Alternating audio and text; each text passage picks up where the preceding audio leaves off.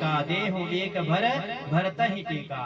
हे मेरे प्राण प्रिया, कितनी मधुर भाषी हो गई है अभी हमारी केकई, मधुर भाषी हो चुकी है और क्या कह रही है।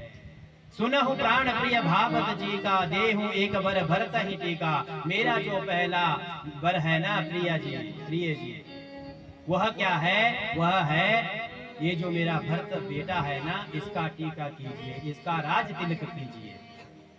इतना सुंदर जब कहा और मांगा हूं दूसरा बर कर जोरी, हाथ जोड़ करके दूसरा वर क्या मांग रही है कि कई मैया आज, पूर्वहु नाथ मनोरथ मेरी, जो मैंने पूर्व में आपसे 2 वचन मांगे थे उनको पूरा कीजिए।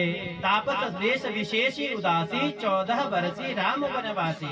और ये जो आपने बताया है कि 14 वर्ष तक ये जो कल राम का राज तिलक होगा, राम का राज तिलक नहीं भरत का राज तिलक होगा। और दूसरा वचन मुझे चाहिए, राम को वनवास चाहिए, 14 वर्ष का वनवासु, 14 वर्ष का वनवासी राम के लिए। अब देखो जब ये वचन केकई ने कहे दशरथ जी से, जब पहला वचन मांगा तो जो दशरथ जी थे उनको एक मात्र भी अप्रसन्नता नहीं हुई, बिल्कुल जैसे प्रसन्न थे वैसे ही प्रसन्न थे। एक मात्र भी उनके मन में विकार नहीं आया कि इसने भरत का राज्य तिलक मांगा, क्योंकि दशरथ जी के लिए चारों बेटे एक समान थे, समदर्शी थे हमारे दशरथ जी, सभी के प्रकार एक दृष्टि थी। भरत जी का राज्य तिलक हो चाहे राम जी का राज्य तिलक हो, मेरे लिए कोई फर्क नहीं पड़ता, आपका वचन मैंने अभी पूरा कर दिया।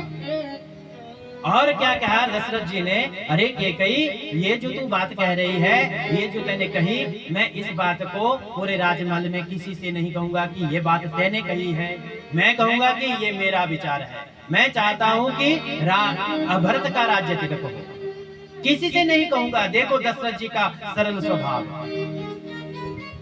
लेकिन मन कहाँ कुंठित हो गया हमारे दशरथ जी का, जहां पर उन्होंने क्या कहा कि 14 वर्ष राम वनवासी। ये जो राम है 14 वर्ष के लिए वनवास, इतने कोमल से मेरे राम जी, 14 वर्ष बहुत होते हैं एक पिता के लिए, एक माता के लिए, जिनका बेटा वनवास के लिए जाना हो। तो दशरथ जी के आंखों में आंसू भर आए, आंसुओं की बौछार हो रही है। और क्या कह रहे हैं केकई से, अरे केकई मोरे भरतु राम दिवि आंखी, सत्य कहूं करी सकूं साखी।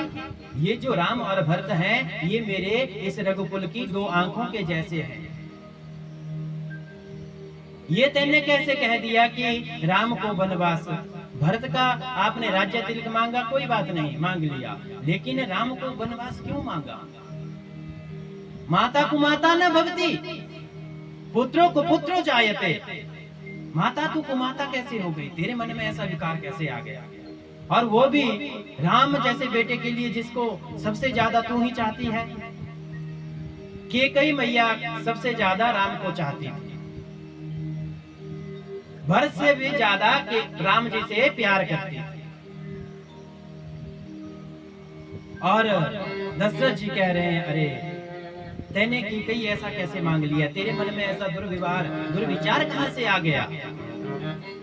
मोरे भरतु राम दुई आंखी, सत्य कहूं करी शंकरु साखी। दोनों आंखों की तरह है ये भरत और राम मेरे लिए, और तू मुझसे एक आंख मांग रही है कि एक आंख मेरे को दे दो, एक निकाल दो। ऐसा कैसे, जब इतना कह दिया, कितना सुंदर यहाँ पर एक उदाहरण दिया है हमारे रामचरितमानस में। राम जी का सरल स्वभाव बताया है कि राम जी का सरल स्वभाव कैसा है, कि कई तैने ऐसा कैसे मांग लिया। उदाहरण के तौर पर जब राम का और रावण का युद्ध हो रहा था ना, हर रोज युद्ध होता था और युद्ध की कुछ सीमाएं होती थी। जैसे ही युद्ध की कुछ सीमाएं होती थी, इतने से इतने तक युद्ध होगा, समय निर्धारित होता था, अनुशासित तरीके से युद्ध होता था। आज स्वयमेव एक बार रावण की जो घरवाली थी मंदोदरी, आज रावण का जो जख्म हुआ था वहां पर तेल का मालिश कर रही थी शरीर में, मल्लम लगा रही थी जैसे ही शरीर में। उसी समय रावण को दर्द हो रही थी, रावण को दर्द हो रही थी। तो मंदोदरी कहती है, अरे प्रिय, आप इस युद्ध को क्यों नहीं छोड़ देते? आपको तो पता है राम तो अंतर्यामी है, आपने उनसे शत्रुता क्यों ली? क्यों आपने शत्रुता ली? तो रावण के देखो कितना विचार, शुद्ध विचार है।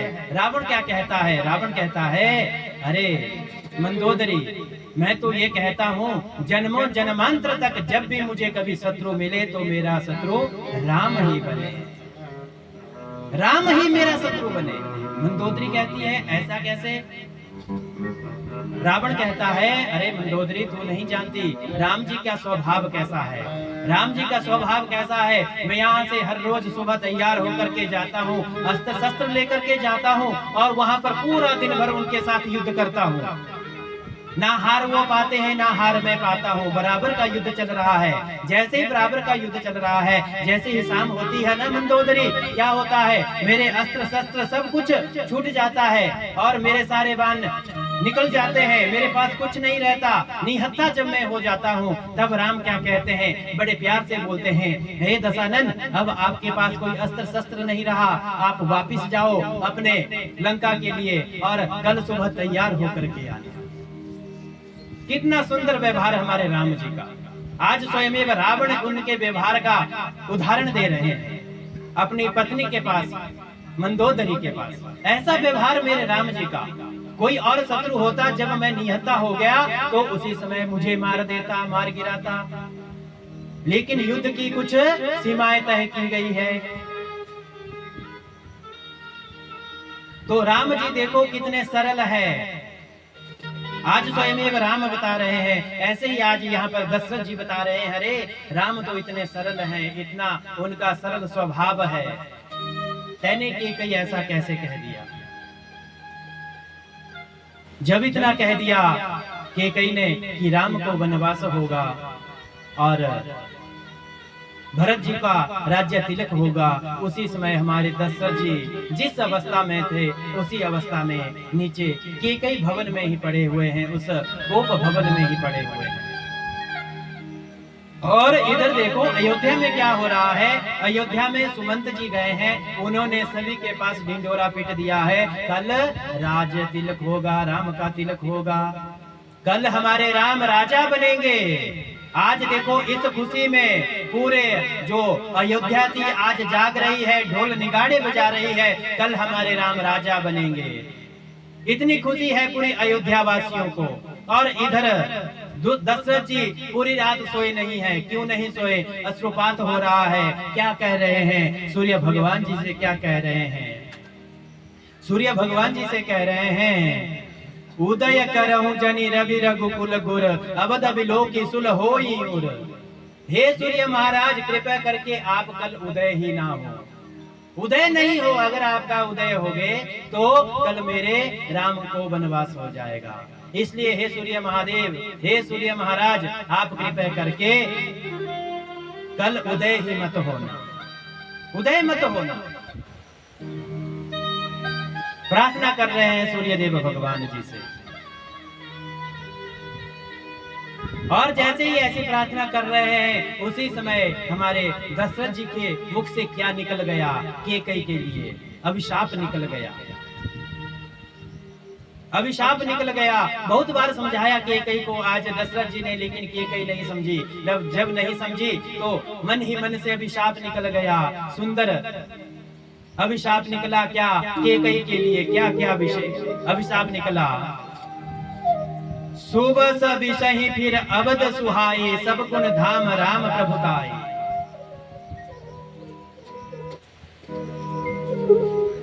क्या कहते हैं हमारे दशरथ जी?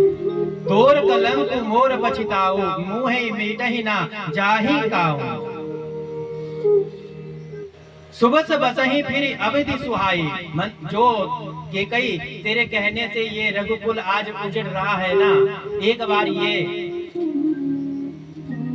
अयोध्या फिर से महोत्सव मनाएगी। सब गुण धाम राम प्रभुताई, और सभी कामों को हमारे बेटा राम ही करेंगे। तोर कलंक मोर बचीताऊ, लेकिन तेरा ये जो कलंक है मुंह एहू ना मिटही ना जाएगाओ, तू मर के भी चले जाएगी तो तेरा ये कलंक अब नहीं मिटने वाला है। बोलिए सियापति रामचंद्र भगवान की। इसीलिए हम आप सभी को कहते हैं कि कलंक से बचना चाहिए। अगर कलंक लग गया तो जब मृत्यु होगी वहां पर भी बात चलेगी, ठीक हुआ गया, ऐसा था, अच्छा हुआ। इसलिए करनी ऐसी कर चलो जो सब गुणगान गाए, याद करे। और कलयुग में तो विशेषतः क्या करे, श्राद्ध करे। बोलिए शंकर भगवान की। क्योंकि मृत्यु लोग है, जब आप श्राद्ध करेंगे तो हमारे पितरों को मिलेगा, तभी करेंगे। तो ऐसी करनी चलिए, करके चले कि हमारे जो पीछे वंशज है, हमारे जो पुत्र है, हमारे जो परिवार में है, कम से कम श्राद्ध तो कर दे। नहीं तो आने वाली पीढ़ी तो ऐसी है, श्राद्ध तो दूर की बात, कर्म भी पूरा नहीं होने वाला है। बोलिए सियापति रामचंद्र भगवान की। तो आज अभिशाप निकल गया दशरथ जी के मुख से कैकेयी के लिए कि ये जो तेरा कलंक है, मरकर चली जाएगी तू, लेकिन तेरा कलंक कभी नहीं जाएगा। जब इतना कह दिया, अब सुबह हो गई। अब जैसे ही सुबह हो गई, अब क्या हुआ, हमारे जो दशरथ जी थे ब्रह्म मुहूर्त में उठते थे, पूजा पाठ करते थे, अपना नित्य क्रिया करते थे। लेकिन सब अयोध्यावासी जाग गए हैं, पूरी रात ही नहीं सोए, तो जागने कहां से। अयोध्या में तो धूमधाम मचाई जा रही है कि कल हमारे राम का राज्य अभिषेक होगा। तो इधर दशरथ जी पड़े हैं उसको भवन में, कैकेयी के भवन में अश्रुपात हो रहा है, पूरी रात नहीं सोए हैं। और यहाँ से सारे अयोध्यावासी आए, अरे आज दशरथ जी नहीं उठ रहे हैं, ब्रह्मबेला चली गई है, ब्रह्मबेला हो गई, ब्रह्मबेला चली गई है, और अब तक हमारे सूर्योदय हो चुका है, लेकिन ये हमारे दशरथ जी नहीं उठे हैं। ऐसा तो कभी नहीं हुआ। अब यहाँ से पूरे अयोध्यावासी इकट्ठे होकर के आ रहे हैं, आगे सुमंत जी जा रहे हैं। जैसे ही सुमंत जी जा रहे हैं आगे, और क्या देख रहे हैं, इधर उधर सारे ढूंढ कर जैसे ही देखा तो कहीं नहीं हमारे दशरथ जी मिले। तभी उस कोप भवन की ओर जा रहे हैं हमारे सुमंत जी। जैसे ही कोप भवन में पहुंचे, वहां क्या देख रहे हैं, चाहो सुमंत जगावहु जाई, चाहो सुमंत जगावहु जाई, चाहो सुमंत जगावहु जाई, चाहो सुमंत जगावहु जाई, कीजिए काजुर जाय सुभाई, कीजिए काजुर जाय सुभाई, तेरे राम जय राम जय जय राम, श्री राम